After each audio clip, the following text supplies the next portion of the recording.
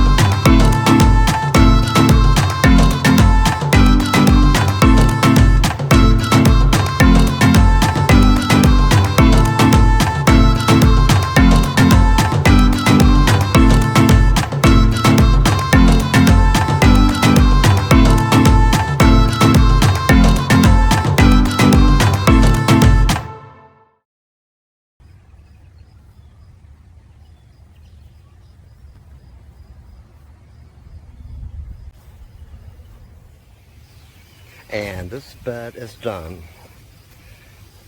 The iris bed is what I'm really impressed with. I had to dig up most of the stones. They were sunken into the ground pretty far, and I moved it forward a little bit because the bed is actually getting a little bit bigger year by year. There's actually one that's out a little bit too far, so I'm going to separate that within the week and put it back because there's a space inside for it. Most of them are done blooming. I do have 2 of them that are almost done, so for now I'm going to fill it in with some topsoil because digging them out made a lot of holes, and then fill a little bit around the bases of the roots, and then mulch. Alright, let me get started. Oh, and then I got distracted because of this honeysuckle. I topped it all the way down while I was cleaning out the iris bed. It looks so much better. More of a straight line. I know it's not straight, but cleans up all the wild areas.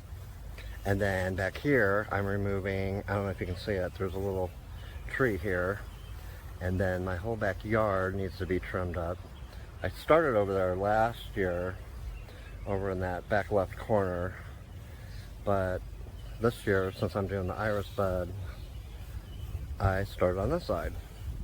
So here's a lot of the remnants so far, but back to the flower bed. And all done with the iris bed.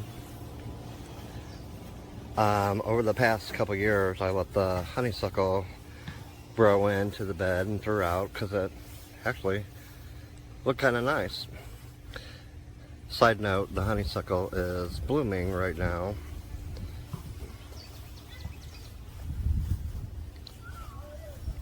And I can smell it. It smells great. Anyway, all along down the fence. This flower bed is 15 feet across, so 7.5 foot center, that I'm still going to put the gazing ball back in along with its white pedestal. I'm just waiting for it to dry. And that's it. It looks so much better. Few weeds here and there. But that honeysuckle was super thick and a lot of work to get out. I still have a couple more irises that I want to move back, and that's it.